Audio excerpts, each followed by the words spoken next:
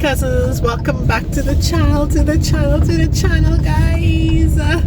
How are y'all going? I'm finally able to vlog in my car again. Finally got this mobile holder. Yes, I'm excited. I'll be able to do videos now because I'm always on the go and I'm not always able to sit down at home and talk to y'all. By the way, if you're joining this channel for the first time, my name is Shelly Fullerton, and if you're returning, thank you so much for rocking with me. If you haven't subscribed, just make sure you hit that subscribe button, right? The girl is sounding a little nasal. It's not even a little nasal, it is nasal. I've stocked up on my meds and my vitamin C and all these good stuff. It's been several days now since I've been feeling a bit down and feeling a bit sick. I'm so excited that I'm able to, do my car vlogs. Anyways, about 2 videos before this one, I told you all about my baby that is about a year old. I'm here to talk about that baby, the experiences that I've gained, and this baby came just around my birthdays.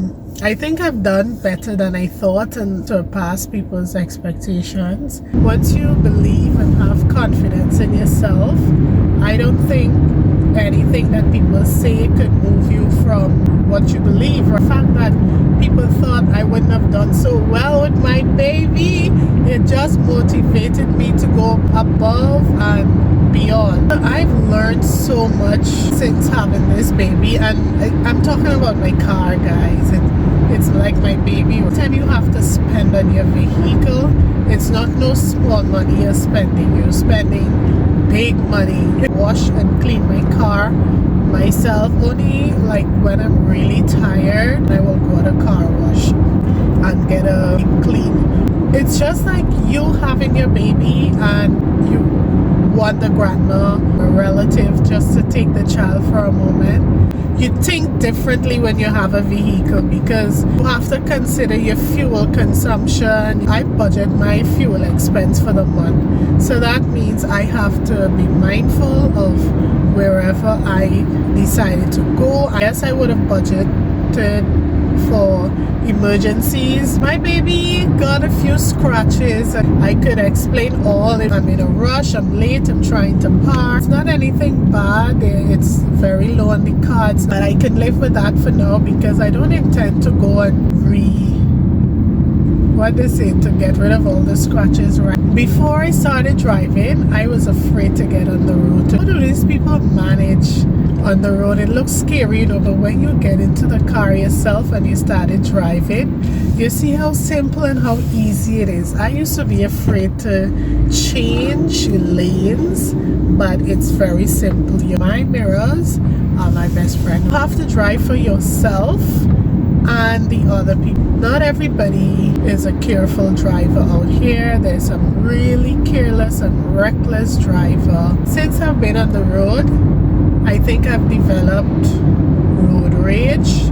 I don't know if I want to call it road rage, because somebody give me a bad drive. I used to drive up to get them, say, yo, you give me a bad drive. But not like that. I'll be more feisty about with it, confronting somebody for giving you a bad drive. I don't know if you want to call that a road rage, but I've learned to tone it down. Sometimes people do things absent-mindedly. At times that we live in now, you do not want to approach people on the road because you don't know what people have. People have all kind of things to defend themselves. And even though somebody gave me a bad drive, I am thankful that I'm now able to keep that emotion on the wraps. Yes, because of my experience before driving and knowing what it feels like to have to hitch a ride, I would offer rides to people. Some people are not so considerate, and then again, I don't blame them because people like to have their privacy. People just like to have their alone time. Just have to respect people's wishes because, like I mentioned earlier, having a vehicle is not cheap. This light is so bright.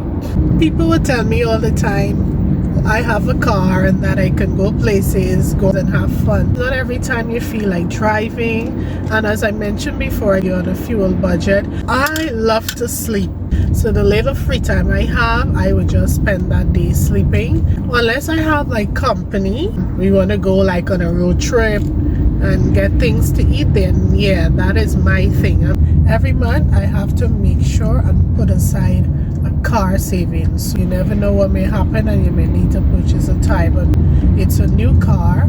I shouldn't be having to replace any major parts within the first 3 years. That is gonna give me time to save money for if when the time comes I need to change 4 tires at the same time, or the windshield wiper, something, I don't know, but whatever it is, you must have that money set aside for emergencies. Like you have that trust fund and you have to put up that savings for when that child gets to college, and by the time that child is of age, you know, you have that funding. That's how you should have your funding for your car. People thought that I wouldn't have made it this far. You should try and get a roll-on roll-off or a used car to avoid all the expenses and the insurances that you may have to claim, and I've really debunked all those things. And the reason is because by the mercy and the grace of God, every single morning, should I have had to claim on anything at all, I would say it's still by the mercies of God, because anything else could have been worse. I'm not saying these friends were really trying to demotivate me from getting what I want to get, and they had good intentions, but